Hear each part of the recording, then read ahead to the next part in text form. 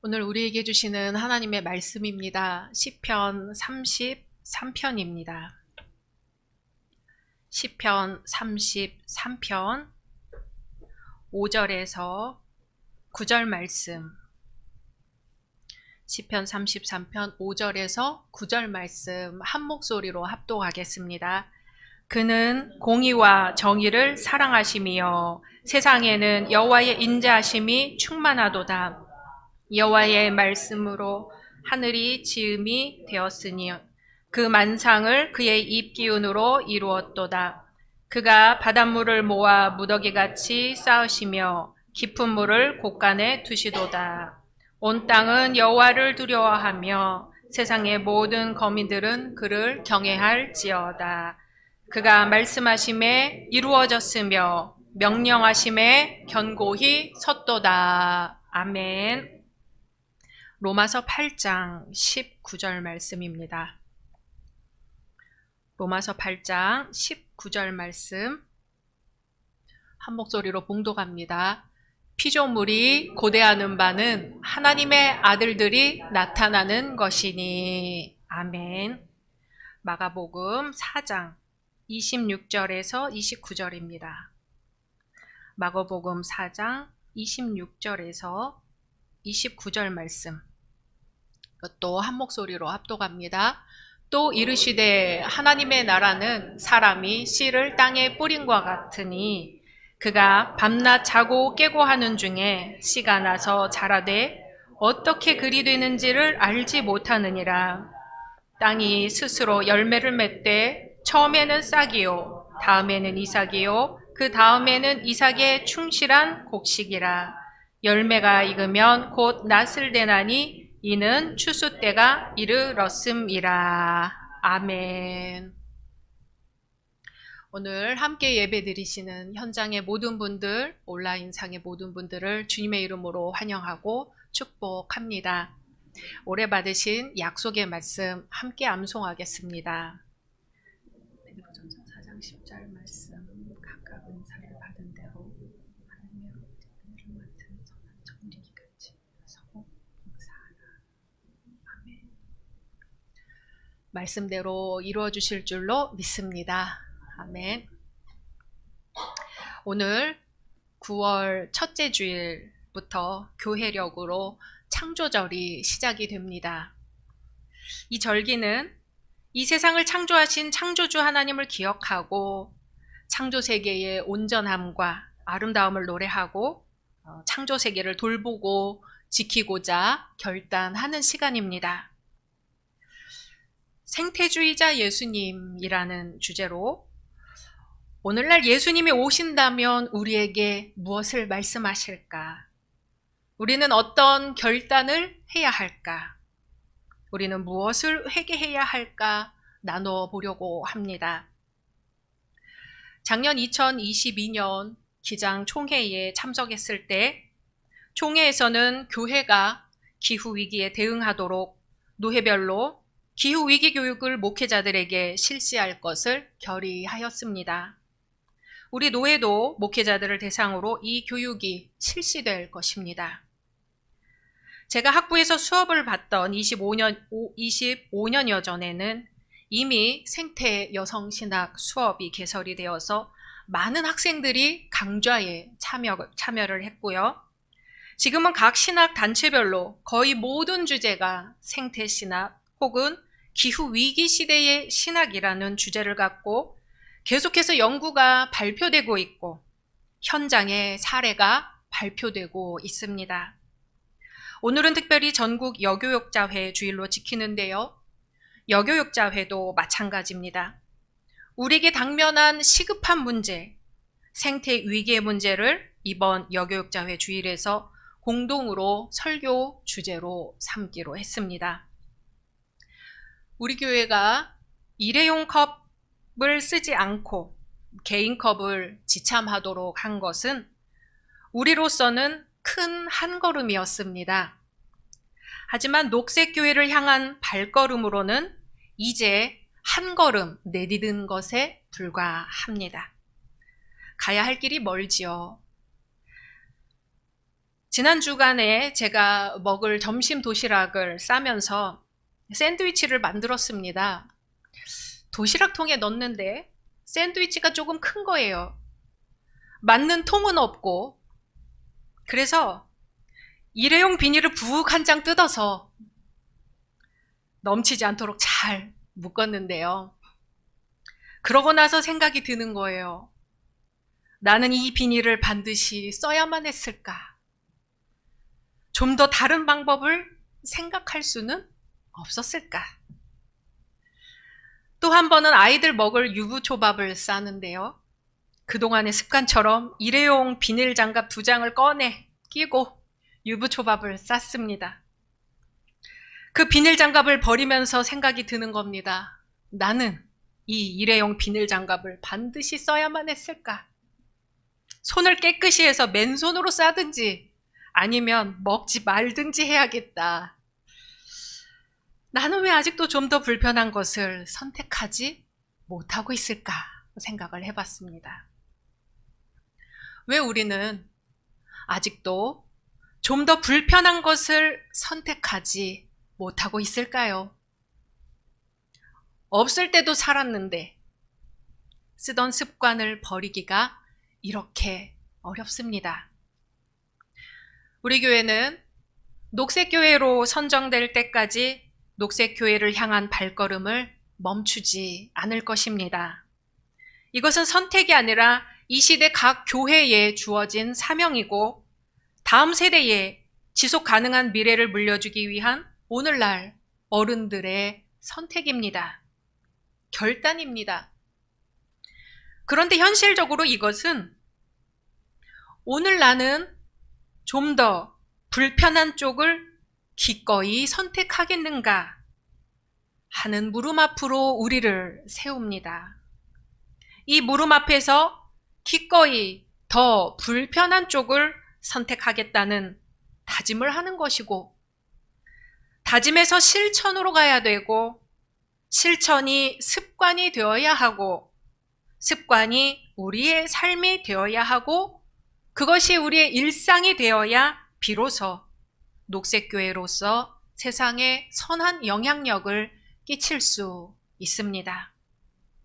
아직 멀었지요? 하지만 지금 당장 시작해야 합니다. 어떻게 해야 한다고요? 지금 당장. 다시 한번 할까요? 지금 당장 시작해야 합니다. 한국교회 트렌드 2023이라는 책에 보니까는요, 한국교회가 코로나 기간에 사회적인 신뢰도가 많이 떨어졌다는 거예요. 우리가 기업들에게 사회를 위해 기여할 것을 기대하잖아요. 시민들의 돈으로 사업이 번창했으니 시민들을 위해 그중 일부를 쓸 것을 기대하는 거죠. 그리고 그런 기업들을 응원합니다. 마찬가지로 교회도 교회에서만 빛과 소금이 될 것이 아니라 사회적으로도 빛과 소금의 역할을 하라는 거예요. 교회가 개인의 구원에만 관심을 가질 것이 아니라 사회적인 구원에 관심을 갖고 사회에서 공적인 역할을 할 것을 오늘날 우리 시민들이 기대하게 되었다는 거죠. 그런데 그 역할을 못 해냈다는 것이 코로나 기간에 드러났습니다. 그래서 사회가 교회에 실망을 한 것이죠. 그럼 이제 우리는 어떻게 할 것인가 물었을 때 교회는 2030년까지 온실가스 50%를 줄이는데 최선을 다해야 한다. 탄소 중립 기후교회가 되어야 한다. 세상이 기후위기로 지금 기후 붕괴까지 이야기하는데 교회가 모른 척해서는 결코 사회로부터 신뢰를 회복할 수 없다 하는 것이죠. 목회 데이터 연구소라는 곳에서 한국 사회와 한국 교회 목회 현장에서 나타나는 다양한 현상들을 분석했더니 이런 결과가 도출되었다는 것입니다. 그동안 우리 교회보다 훨씬 일찍부터 이 운동을 시작해서 녹색교회로 선정된 교회들이 어떤 노력들을 했는가 보았더니요. 아마 여기 계신 우리 어르신들은 당연한 일이실 것 같아요. 물 사용할 때, 샤워할 때 물을 낭비하지 않는다. 집에서 누수를 확인하고 매월 물 소비량을 확인한다는 겁니다. 에너지 사용할 때는요, 방을 나갈 때 조명을 끄고, 기기 사용 후에 플러그를 뽑고, 되도록 낮에는 조명을 사용하지 않습니다. 그리고 전구도 LED 전구로 교체합니다. 작년에 우리 교회 인테리어 공사하면서 상당 부분 LED 전구로 교체를 했습니다.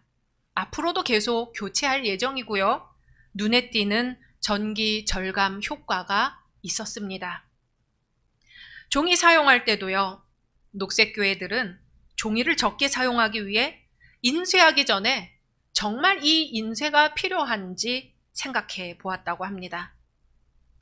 올해 기장총회가 9월에 있는데요. 본래 회의 자료가 이만큼 두껍습니다. 올해부터는 파일로 받을 사람을 조사해서 종이책이 필요한 사람만 보내주기로 했습니다. 앞으로 교회마다 종이주보도 없어질 것으로 예측하고 있습니다. 음식은 필요한 만큼만 먹고 버려지지 않도록 하는 것도 녹색운동의 중요한 실천입니다. 오늘 오병이어 공동식사 할 텐데요. 예전에는 버려지더라도 많이 주는 것이 미덕이었다면 이제는 꼭 먹을 만큼만 먹고 부족하면 더 먹고 버려지는 것을 최소화하는 것이 미덕입니다. 그런데 이러한 실천을 하고 났더니요. 이런 교회들이 기꺼이 불편함을 선택해서 녹색 교회로 선정이 되었잖아요. 그런데 이러한 불편함을 선택했더니 이렇게 고백하는 거예요. 하나님의 생명 모두가 풍성한 삶을 살아야 한다는 것에 관심을 갖게 되었다 고백합니다. 영적으로 성장한 것 같다고 고백합니다. 교회의 사회적 신뢰도가 높아졌다고 고백합니다. 전도 효과도 있었다고 고백합니다. 그리고 다음 세대를 위해서도 이러한 기후 환경 교육이 필수적으로 포함이 되어야 한다고 고백합니다. 오늘 마가복음에서 예수님은 하나님 나라를 이렇게 비유하십니다. 하나님의 나라는 어떤 사람이 땅에 씨를 뿌려놓고 밤에 자고 낮에 깨고 하는 동안에 그 씨에서 싹이 나고 자라지만 그 사람은 어떻게 그렇게 되는지를 알지 못한다는 거예요. 땅은 열매를 저절로 맺게 하는데 처음에는 싹을 내고 그 다음엔 이삭을 내고 그 다음에는 이삭이 알찬 나달을 내고 열매가 익으면 낫을 대고 추수때가 왔기 때문에 거두게 된다는 거죠. 표준 세번역 성경에서는 땅은 열매를 저절로 맺게 한다 합니다. 우리가 쓰는 오늘 개역 개정에서는 땅이 스스로 열매를 맺되 나와 있어요. 저절로 열매를 맺는다. 이렇게 하면 조금 더 열매를 맺는 것이 인간의 힘과 상관이 없다 하는 의미가 될 것입니다. 이 저절로라는 것은요, 모든 자연을 움직이는 아주 결정적인 요소입니다. 이 저절로의 과정은요, 하나님이 세상을 창조하시고 운용해 가시는 원리입니다. 인간이 추진하는 일과 전혀 다르게 움직입니다. 이 저절로의 세계에서는 인간의 의지나 소망이 아니라 하나님의 주권만이 다스리는 세계입니다. 태양은 저절로 빛나고 바람은 저절로 불고 물은 저절로 흐르고 저절로 정화되고 나무와 식물은 저절로 자랍니다. 우리 인간은 자연이 무상으로 공급하는 것을 그저 받아들이는 존재지요. 인간이 돈을 써서 풀포기 하나, 사과나 바나나 하나 자라게 할 수가 없습니다. 자연은 예수님의 말씀처럼 저절로 결실을 냅니다. 그렇다면 인간이 할 일은 무엇일까요? 평범한 씨앗 하나를 떨어뜨리는 것. 그것이 인간의 역할입니다. 우리가 평범하고 특별할 것 없는 그 씨앗 하나를 떨어뜨렸을 때 땅은 그 씨앗을 받아들이고 자라게 하고 열매 맺게 하고 많은 곡식을 냅니다. 하나님은 이렇게 가장 평범한 것에서 가장 비범한 하나님의 나라를 만들어 가십니다. 그런데 어떤 사람에게는 이 평범한 씨앗 하나 떨어뜨리는 것이 굉장히 어렵습니다. 씨앗 바구니를 들고 씨 뿌릴 땅까지 가는 게 귀찮습니다. 씨 뿌릴 적절한 때를 기다리는 것이 어렵습니다. 그래서 나 말고 다른 사람이 대신 그 씨앗 뿌려주기를 바라고 미뤄버립니다. 그 씨앗 하나만 뿌려지면 땅에 뿌리 내리게 하고 자라게 하고 열매 맺게 하는 것은 하나님이 하시는 일인데, 하나님 나라는 그렇게 이루어지는 것인데, 과연 그 평범하고 평범한 씨앗 하나 떨어뜨리는 일 누가 할 거냐는 거죠. 근면하고 성실한 농부에게 씨앗 뿌리는 일이 대수겠어요. 문제는 해본 적 없는 사람이 하려면 다른 사람한테 물어봐야 하고 씨를 구해와야 하고 적당한 땅을 찾아야 하고 때에 맞게 뿌려야 하고 그렇습니다. 어떤 사람에게는 그 씨앗이 기도가 될 수 있고, 어떤 사람에게는 그 씨앗이 사랑이 될 수 있고, 어떤 사람에게는 그 씨앗이 정의가 될 수 있고, 어떤 사람에게는 그저 따뜻한 미소, 따뜻한 말 한마디가 될 수 있습니다. 오늘은 생태주의자 예수님을 생각하면서 이 말씀을 생각해 보면요, 그저 말씀 그 자체대로 자연은 저절로 자라게 되어 있다는 겁니다. 그런 세상으로 이제까지 왔다는 겁니다. 앞에서는 4가지 땅에 떨어진 씨 비유를 하시면서 어떤 땅에 뿌려지느냐에 따라 열매 맺는 게 달라진다 하고 예수님이 말씀하셨다면, 오늘 말씀은 저절로 돌아가는 이 자연 세계의 이치에 대해서, 그리고 그 이치로서 하나님 나라를 말씀하십니다. 하나님이 만드신 저절로 돌아가는 세상, 저절로 돌아가게 이 세상을 만드셨는데 인간의 욕심과 이기심으로 말미암아 그것을 다 파괴했다는 겁니다. 누가복음 16장 17절 말씀 같이 읽을까요? 그러나 율법의 한 획이 떨어짐보다 천지가 없어짐이 쉬우리라. 아멘. 오늘날을 염두에 두고 예수님이 이 말씀을 하셨을까요? 지금 딱 그렇습니다. 지금 천지가 사라질 판입니다.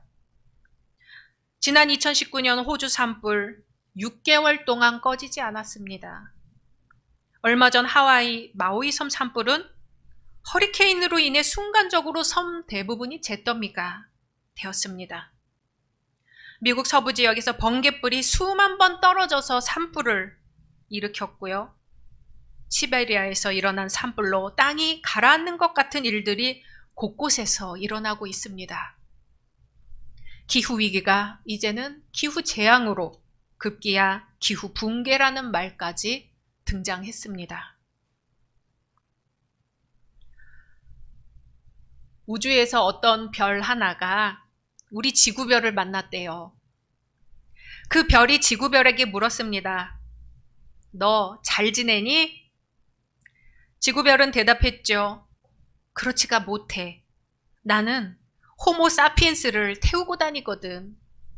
호모 사피엔스는 우리 인간종을 뜻합니다. 인간들을 태우고 다니느라 잘 지내지 못한다는 거예요. 그랬더니 그 낯선 별이 지구별을 이렇게 위로해 주었다고 합니다. 까짓것 신경 쓰지 마. 금방 사라질 거야. 하나님이 이 세상을 창조하실 때 하나님은 결단코 인간더러 땅을 지배하고 착취하라고 세상을 창조하신 게 아닙니다. 생명의 숨을 불어넣으시고 복을 누리기를 원하셨습니다. 오늘 시편의 말씀이 그것이죠. 하나님은 공의와 정의의 하나님인데 우리는 지금 하나님의 공의 앞에 서 있다는 겁니다. 온 땅은 여호와를 두려워하며 세상의 모든 거민들은 그를 두려워하라는 거예요. 오늘 로마서의 말씀은 피조물의 마음입니다.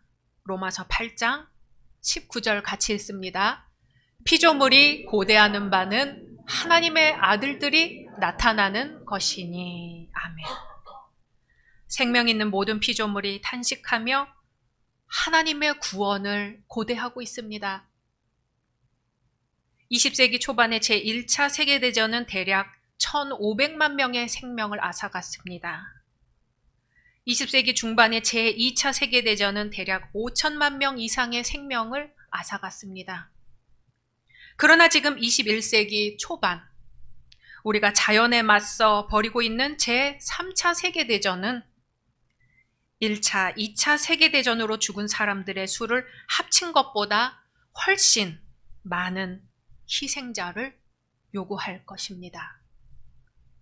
그리고 우리 기독교인들은 이 전쟁의 최전방에 서 있습니다. 피조물들이 신음합니다. 우리 그리스도인들은 매일 매순간 들려오는 피조물의 탄식 소리에 귀를 기울여야 합니다. 지금 당장 생태계를 살리는 일에 동참해야 합니다. 피조물들이 바라는 건, 고대하는 건 하나님의 아들들이 나타나는 것입니다. 하나님의 진정한 자녀들이 나타나는 것입니다. 하나님의 자녀가 하나님의 영광을 회복하는 것입니다. 하나님의 자녀로서의 지위를 회복하라는 겁니다. 그래야 썩어짐의 종노릇을 하던 피조물 역시 해방을 얻게 된다는 겁니다. 생태주의자 예수님, 그 예수님이 십자가를 지셨습니다. 내가 하지 않으면 도대체 누가 이것을 바꾸겠습니까? 지금 하지 않으면 언제 하겠습니까? 여기서 하지 않으면 어디서 하겠습니까? 주님의 말씀입니다. 피조물에 고대하는 바는 하나님의 아들들이 나타나는 것이니. 아멘. 함께 침묵으로 기도하겠습니다.